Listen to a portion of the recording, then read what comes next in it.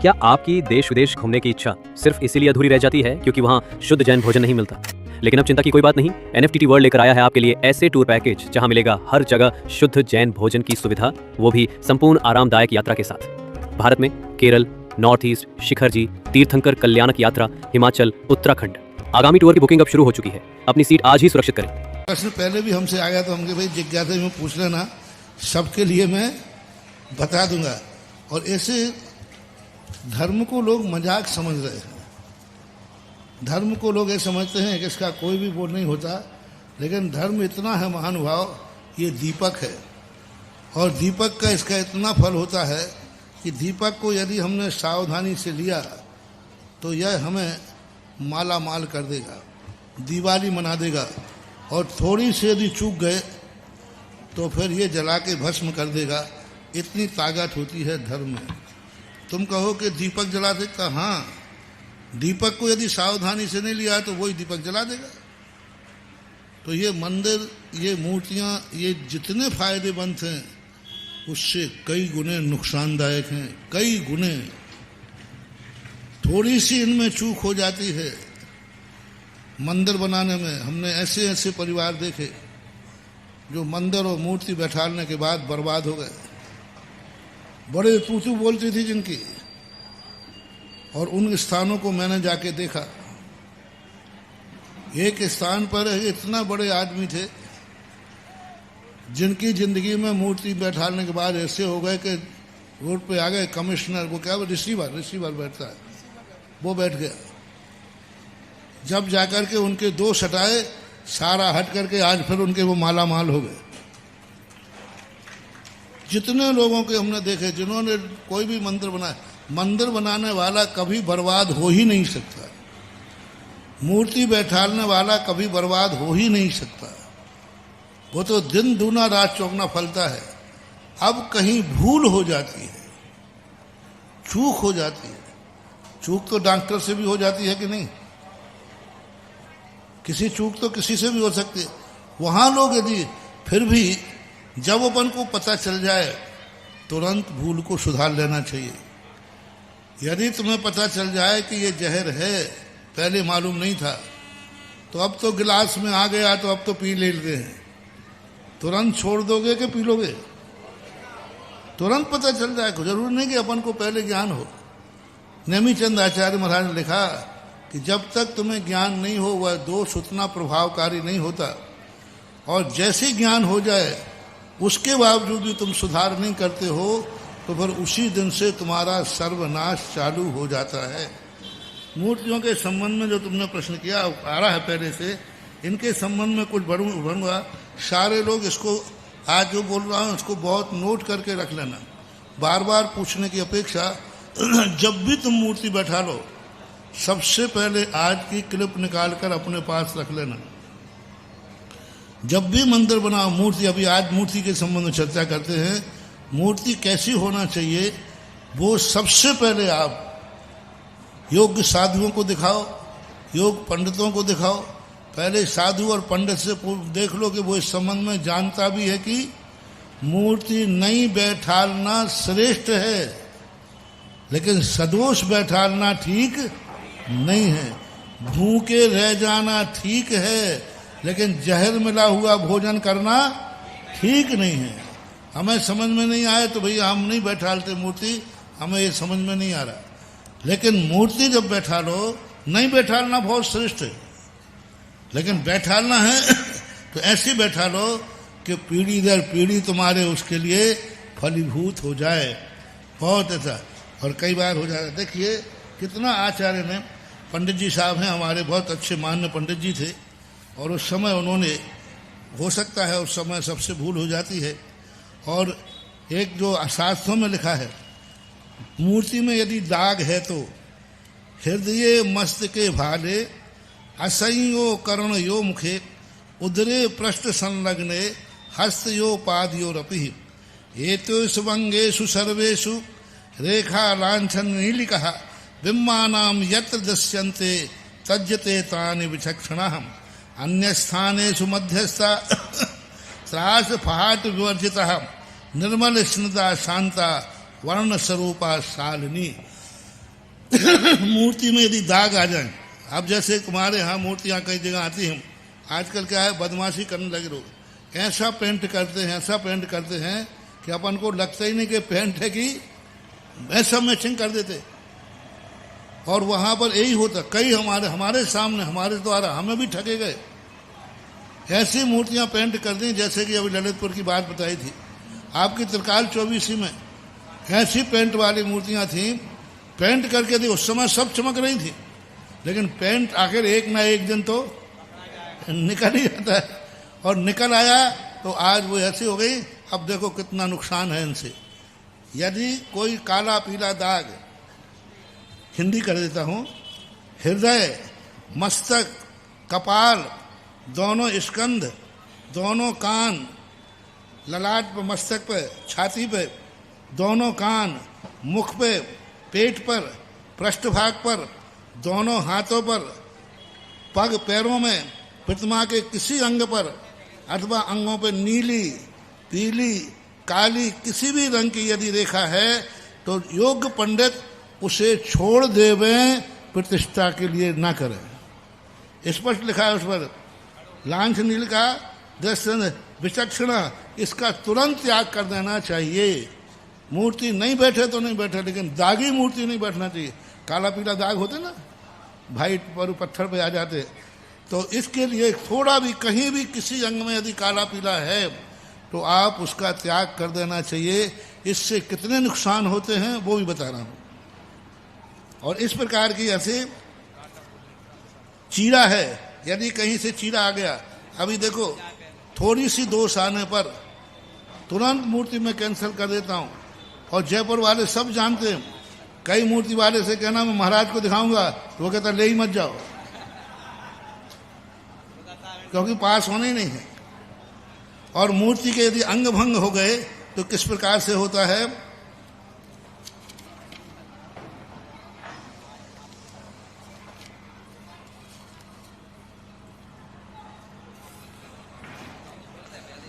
प्राज्ञ तो इसलिए कोई कहेगा अपन हिंदी से पढ़ रहे हैं, मूल में कह रहे हैं। घर मंदिर में 1 अंगुल से 11 अंगुल के नाप की प्रतिमा की पूजना चाहिए। गृह चैत्यालय घरों में जो बनते हैं व्यक्तिगत। और दूसरे, ना अंगुली वाहा नाशा पय भंगुणु वक्रमेण फलम शत्रुभयम देश भंगम बंधम कुण नाश दक्षयम।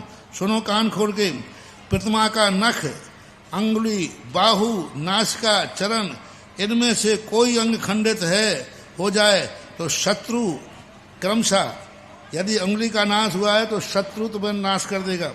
देश का विनाश, आप यदि कहीं राजा महाराजा हैं तो आपका विनाश। बंध कारक, कुल का नाश और द्रव्य का क्षय।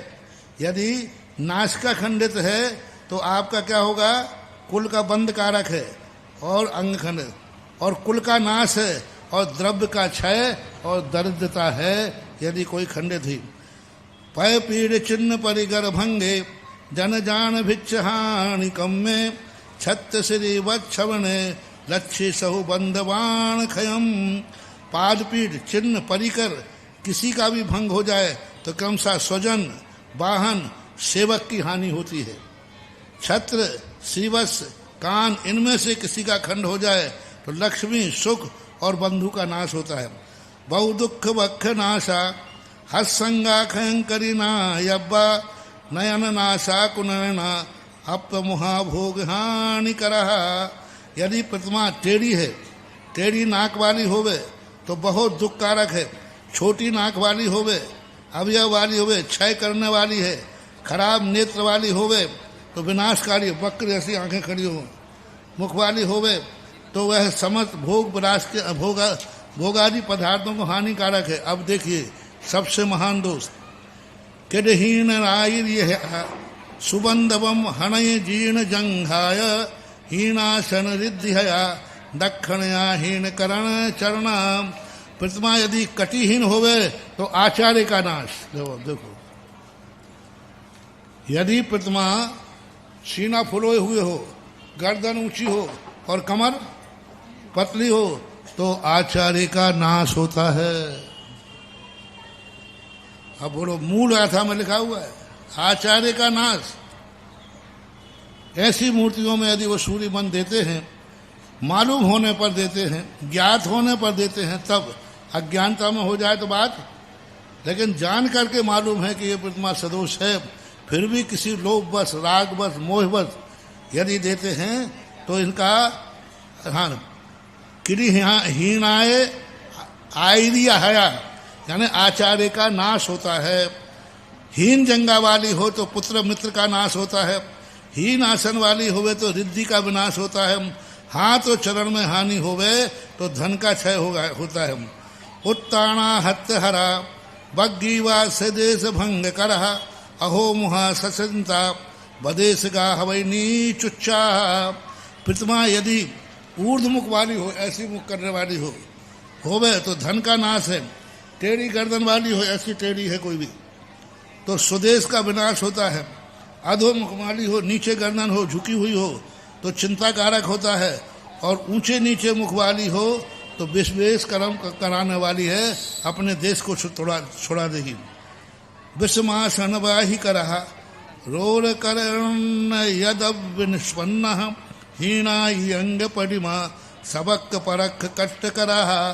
प्रतिमा यदि विषम आसन वाली होवे तो व्याधि करने वाली, अन्याय के धन से पैदा की गई हो तो धन के बनाई हो तो यह प्रतिमा दुष्काल लाने वाली है।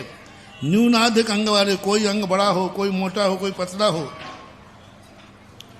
स्वपक्ष और पक्ष पर को कष्ट देने वाली है। परिमा रौद्र जासा करावयम हंति शिप्य ही अंगा, दुब्बल दव्य विनाशा किशोरा कुणय दुर्भिक्षा। प्रतिमा यदि रौद्र है, ऐसी भयानक ऐसी देख रही है, हो करने वाली है, तो अधिक अंग होवे तो शिल्पी का विनाश हो जाता है। शिल्पी यानी बनाने वाले, मैंने खुद अपनी आंखों से देखा है, ऐसी मूर्ति बनाने वाला शिल्पी पूरा वंश ही खत्म हो गया उनका। मैंने उनको पहले ही कह दिया था, तुमने ये जो कार्य किया है समाज के लिए, बहुत गड़बड़ करता था वो, जोड़ देता था ये। मैंने कहा तू, आज उसके वंश में कुछ भी नहीं है, सब कुछ खत्म हो गया, वो बनाने वाले ही खत्म हो गया, सब कुछ खत्म हो जाता।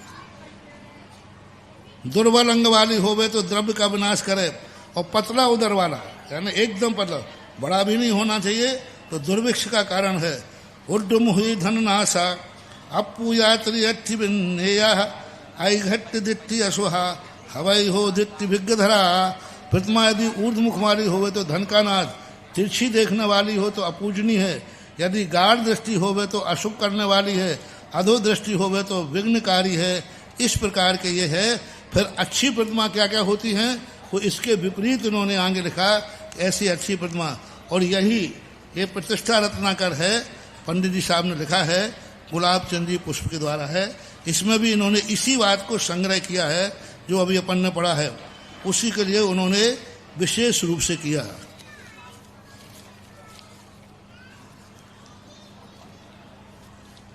पतली कमर प्रतिमा कर्ता का घाट, सुन रहे हो ना, है प्रतिमाओं पर हरने वालों।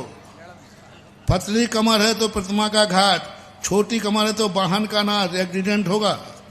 कमर के नीचे का भाग करता है तो शिल्पी का नाश, टेढ़ी नाक मुख पैर टेढ़े हैं तो कुल का नाश, हाथ भाल नख मुख पतले हैं तो कुल का नाश, छोटे पांव हैं तो पशुधन का नाश, पतली जंगा है तो राजा का नाश, छोटी जंगा है तो मूत्र का विनाश, चपटी मूर्ति, चपटी नाक है तो दुख कारक, हीन आसन है तो रिद्धि नाश, विषम आसन है तो व्याधि, हस्ती या रोती हुई दांत निकले हुए हों, रोती हुई प्रतिमा हानिकारक है, गर्भ से भरी हुई अंग वाली।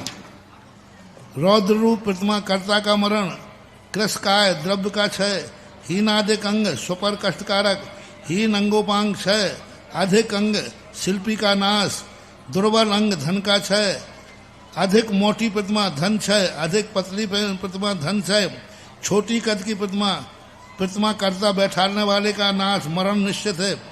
तिरछी दृष्टि दाईं बाईं दृष्टि अपूजनीय आदि होती है। नीची दृष्टि पुत्र हानि जो बताई थी, नेत्र रहित दृष्टि क्षय, खराब नेत्र दृष्टि नाश, अति गाढ़ अशुभ कारक, ऊर्ध्व दृष्टि राज्य राजा का नाश, स्तब्ध दृष्टि शोक उद्वेग, छोटा मुख शोभा कांति क्षय, ऊर्ध्वमुख धननाश, अधोमुख चिंताकारक, ऊंचा नीचा मुख परदेश गमन, टेढ़ी गर्दन स्वदेश नाश, दीर्घ उदर बड़ा पेट हो एकदम रोगोत्पत्ति, पतला पेट हो तो अकाल, क्रस हृदय, उद्वेग, हृदय रोग, जलोदर, महोदर आदि। नीचा कंधा, एक कंधा छोटा है, एक कंधा ऊंचा है, भातृ मरण, लंबी कांख, ये जो कांख होती है या लंबी हो, इष्ट वियोग, लंबी नाभि, कुल का क्षय करने वाली होती है। इस प्रकार से ये इन्होंने दिया। तो ये इन्होंने